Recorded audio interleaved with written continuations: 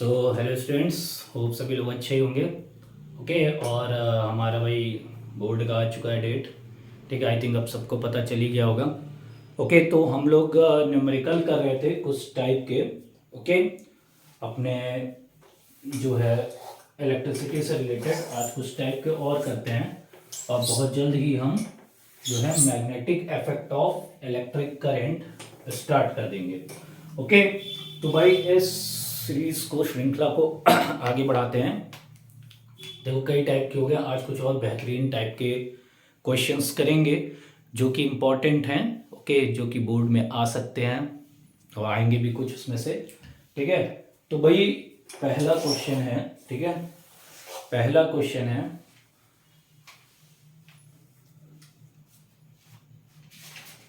एक टाइप का uniform wire, एक वायर दिया हुआ है। ओके, यूनिफॉर्म वायर जिसका रेजिस्टेंस आर है। ठीक है, is cut into three pieces, cut into three pieces. ठीक है, तो मान लेते हैं इसका जो लेंथ था एल है। ओके, तो तीन पीसेस में इसको कट करेंगे तो L by three, L by three, L by three हो जाएगा। ठीक है, क्लियर है? ठीक, तो भैया ये तीन पार्ट में कट गए तो क्या है भाई, इनका length L by three, L by three, L by three. उसके बाद बोल रहा है कि ये सारे जो है कनेक्ट किए गए पैरेलल में। ठीक है, ये तीनों ही कनेक्ट किए गए पैरेलल में। ठीक, पैरेलल में कनेक्ट हो गया and these pieces are joined in parallel. What is the resistance of this combination? हमको R इक्विवेलेंट निकालना है। ठीक है, तो भाई अब हमको R इक्विवेलेंट निकालना है। ठीक, देखो दो तरीके हैं। ये तो हम कह सकते हैं कि जो हमारा रेजिस्टेंस होता है वो directly proportional to length of the wire होता है। ठीक है, तो वहां से भी ये इसका इसका इसका तीनों का अलग अलग रेजिस्टेंस निकल जाएगा। और वैसे हम एक फॉर्मूला पढ़े हैं, R is equal to rho into L upon A. ठीक है, रेजिस्टिविटी और एरिया सेम रहेगा। मान लेते हैं ये तीन पार्ट में डिवाइड हो गया, तो जो L है वो L बाई थ्री हो जाएगा।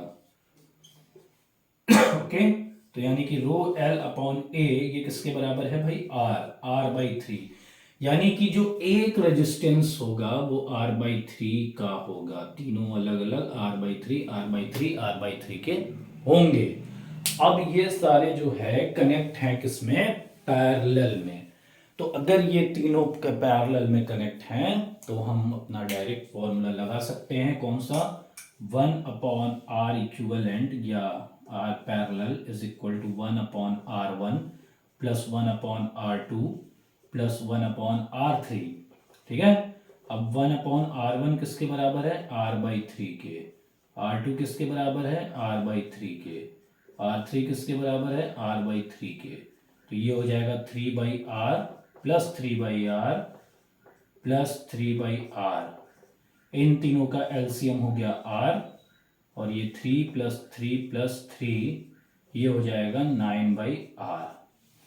ठीक है, तो जो पैरेलल होगा के टोटल रेजिस्टेंस वो होगा आर बाई नाइन। अब देखो ये हो गया एक प्रोसीजर, एक टाइप। अब इसमें क्या कह सकता है भाई, हो सकता है कि लेंथ दे दे, हो सकता है रेजिस्टेंस की वैल्यू दे जाए। तो हमको कुछ नहीं करना, उसकी वैल्यू मान लेते हैं। रेजिस्टेंस 4 देता तो 4 by nine. Okay, 4 by nine ohm होता। ठीक है, जो भी है। ठीक है, उस हिसाब से हम अपने इस क्वेश्चन को प्रोसीड करते। अगर मैग्नीट्यूड गिवन होता, ठीक है, रेजिस्टेंस का या लेंथ का, किसी भी चीज का दे सकता था। ठीक है, तो लेकिन ये टाइप अगर तुम्हें पता होगा तो तुम और भी टाइप के क्वेश्चंस कर सकते हो। ओके, तो अब आते हैं हम लोग नेक्स्ट टाइप के क्वेश्चन पे। ठीक है, नेक्स्ट क्वेश्चन पे आते हैं। Calculate the voltage. देखो वोल्टेज, ठीक है, देखो कुछ वर्ड्स हैं, ठीक है, जो कि आपको भले ही ना पता हो, ठीक है, या फिर पता भी हो, ठीक है, तो भी आप देखो फिजिक्स में क्या है, वर्ड से ज्यादा हमको फोकस करना है किस पे, यूनिट पे। ठीक है, जैसे हम बोलते हैं महेश है, महेश 4 ओम का है। ठीक, तो यानी कि महेश रजिस्टर है जिसका रेजिस्टेंस 4 ओम है। ठीक है, आपको ये नहीं कहेगा फिजिक्स में सर महेश कहाँ से आ गया। ठीक है, हम कह सकते हैं भाई हमको यूनिट वो करनी है, क्या कहते हैं, गैस देखनी है कि भाई क्या दिया हुआ है यूनिट। ठीक है, तो भाई यूनिट बहुत इंपॉर्टेंट है। ठीक है, अब देखो यहाँ दिया है वॉटेज। ठीक है, वॉटेज यदि आज से जान लो कि वॉटेज, पावर को हम वॉटेज भी बोलते हैं। अब ये कैसे है भाई, वॉट से वॉटेज बना है। ठीक है, अब वेटेज नहीं बोलेंगे, वॉटेज है। ठीक है, WATTAG वॉटेज, यानी कि ये पावर निकालने की बात कर रहा है। ठीक है, calculate the voltage of an electric heater which draws, current दे रखा है 5 ampere, current is 5 ampere given.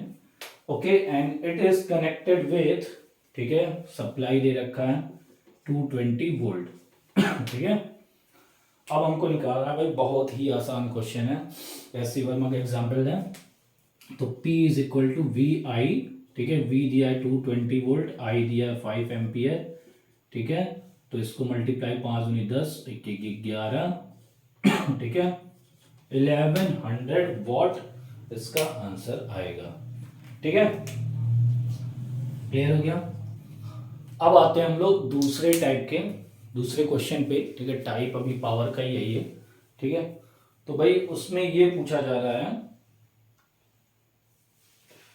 A bulb ड्रॉस 24 what. ड्रॉस का मतलब क्या है भाई, ड्रॉस का मतलब ये है कि वो इतना आउटपुट दे रहा है। ठीक है, तो इस क्वेश्चन में पूछ रहा है, पावर दिया है 24 watt. Okay, when connected to a 12 volt supply. ठीक है, वोल्टेज दे रखा है 12 वोल्ट। अच्छा, वोल्ट पोटेंशियल डिफरेंस को वोल्टेज भी बोलते हैं। ठीक है, पोटेंशियल डिफरेंस भी बोलते हैं। ठीक है, कहीं कहीं शॉर्ट फॉर्म में पीडी भी लिखा रहता है, ऐसे P डॉट डी दे देगा, कंफ्यूज नहीं होना, ये दिस इज पोटेंशियल डिफरेंस। ठीक, तो ये find the power if it's connected in, हमको पावर फिर से निकालनी है। अच्छा, ये पावर दे रखा है, अब हमको पावर निकालना है when it is connected with when it is connected with 6 volt. ठीक है, अब ये कनेक्ट हो गया है 6 वोल्ट बैटरी से। ठीक है, सप्लाई से। ठीक, तो अब भैया हमको क्या करना है, पहला दे रखा है तो हम रेजिस्टेंस निकाल लेंगे। ठीक है, सेम बल्ब है। ठीक है, पहले ये जो है 12 वोल्ट सप्लाई से कनेक्ट हुआ। ठीक है,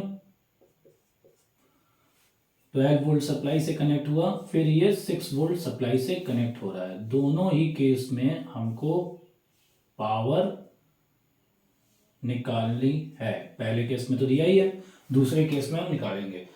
अच्छा, पावर का जो फॉर्मूला होता है, P is equal to V square upon R. Okay, power का फॉर्मूला क्या होगा भाई, V square upon R. Resistance दोनों का सेम होगा। अब देखो, इसका आंसर एक तरीके से और आ सकता है, लेकिन वो गलत होगा। P is equal to V I, हमको पता थोड़ी ना कि करंट सेम फ्लो होगी कि नहीं होगी दोनों ही केस में। ठीक है, ये हमको कंफर्म नहीं है, लेकिन ये बल्ब सेम है तो इसका रेजिस्टेंस जरूर सेम होगा। ठीक है, ये हमको 100% क्लियर है। तो यहां से भाई हम निकालेंगे, P दिया हुआ है 24, V दिया हुआ है 12 इंटू 12, R निकालना है, 12 टू जा 24, तो R आ गया तुम्हारा 6 ओम। तो भैया रेजिस्टेंस आ गया हमारा कितना, 6 ओम।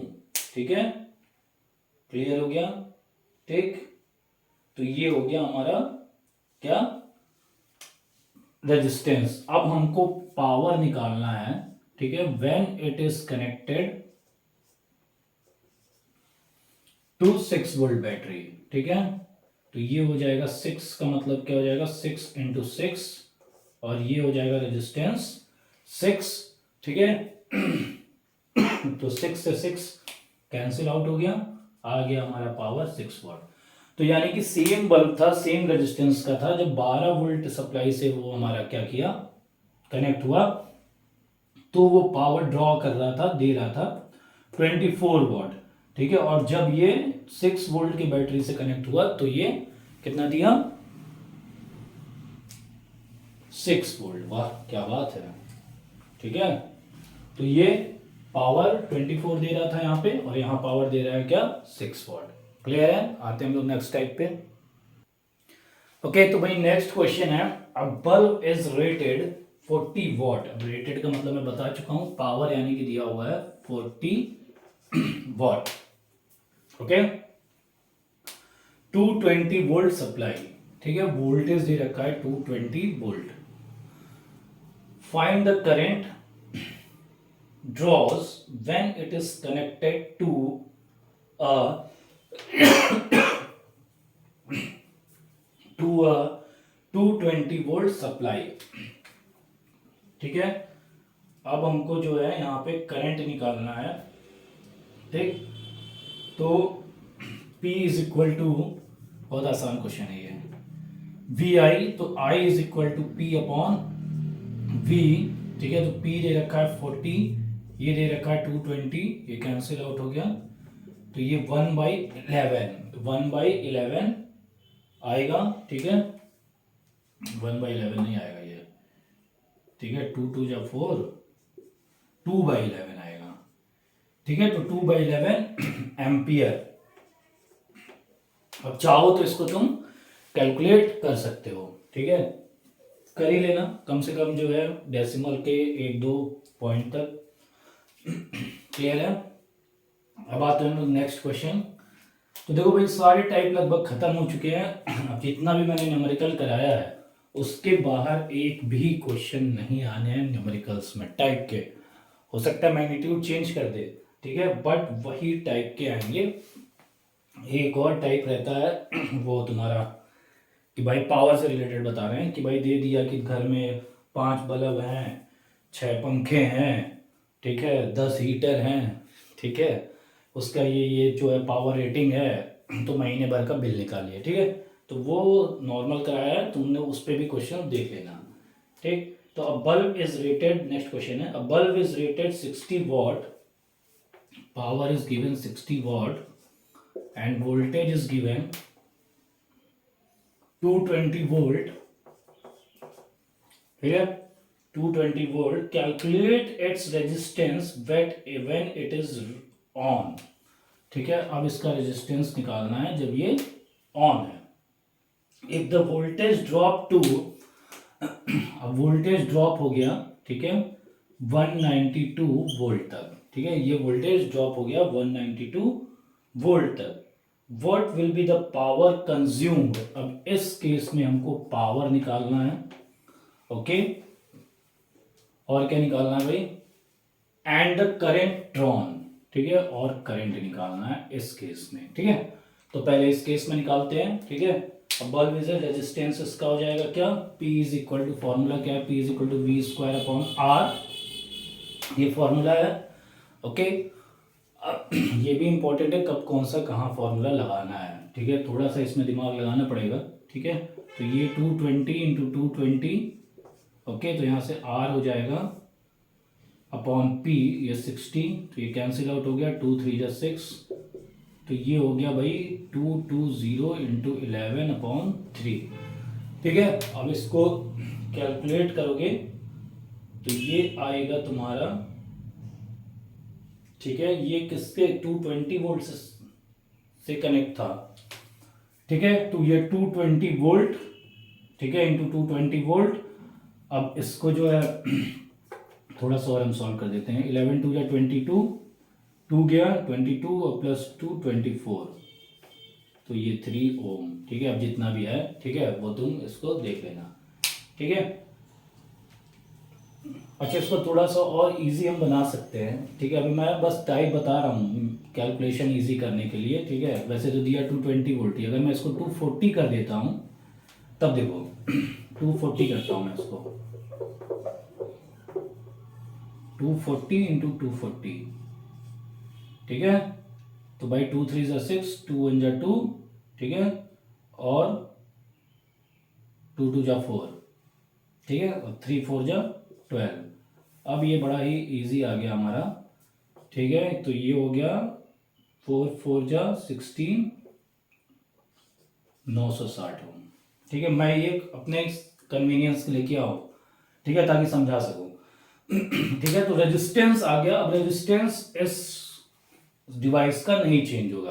अब हमको निकालना है पावर, ठीक है, सेम रेजिस्टेंस के लिए। तो P is equal to V1 square upon R, तो यहाँ P1 हो जाएगा, ठीक है। तो V1 कितना भाई, 192 इंटू 192 अपॉन R 960, ठीक है।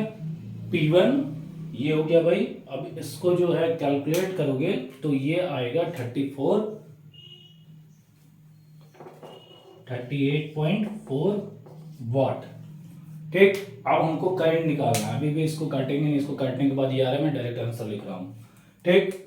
अब हमको निकालना है करंट। तो करंट कैसे निकालेंगे भाई, करंट का हमको फॉर्मूला पता है, ठीक है, V is equal to I R, ठीक है, V is equal to I R, ठीक।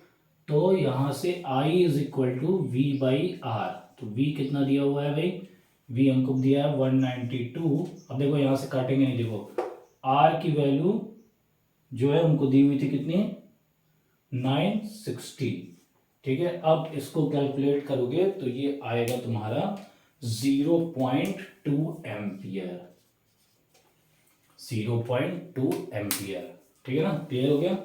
तो भाई देखो हम लोग जितने भी क्वेश्चन अब तक लगाए हैं उससे बाहर का नहीं आएगा, उसी टाइप के क्वेश्चंस आएंगे। अब मैं जो है नेक्स्ट स्टार्ट करूंगा, ठीक है, तुम्हारा क्या, heating no sorry magnetic effect of electric current, ठीक है। अब magnetic effect of electric current शुरू होगा, साथ साथ में थ्योरी उसकी चलेगी और साथ में इसके कुछ न्यूमेरिकल्स भी जैसे जैसे हमको मिलते रहेंगे हम डिस्कस करते रहेंगे, ओके, क्योंकि इसके न्यूमेरिकल्स अपार हैं, ठीक है। अब मैं फिर से उसके बाद जैसे ही ख़त्म हो जाता है कोर्स, फिर मैं लाइट और इसके सारे इंपॉर्टेंट क्वेश्चंस लगवा दूंगा, बस उसके बाद कहीं से कुछ ज़्यादा पढ़ने की ज़रूरत नहीं है, ठीक है। आ जाएगा, बस उतने कॉन्सेप्ट्स को क्लियर रखना है। और जब भी हम फंसे तो हमको बेसिक चीज़ पे ज़्यादा ध्यान देना है, न कि हम बहुत ज़्यादा जो है हाइपर चीज़, मतलब बहुत ज़्यादा रॉकेट साइंस और उस पर जो है ध्यान देख भाई हमको इंटीग्रेशन डिफरेंशिएशन और ऐसे निकालना वैसे निकालना, नहीं, एकदम बेसिक कॉन्सेप्ट क्लियर है तो आप 100 आउट ऑफ 100 आराम से परफॉर्म कर लेंगे हर एक सब्जेक्ट में क्लास 10th लेवल पे, ठीक है। तो क्योंकि क्लास 10th लेवल पे बहुत जो है हाई लेवल क्वेश्चंस नहीं आते हैं, ओके, ठीक है क्लास। तो कोई भी डाउट हो पूछ लेना मुझसे, ओके क्लास, थैंक यू।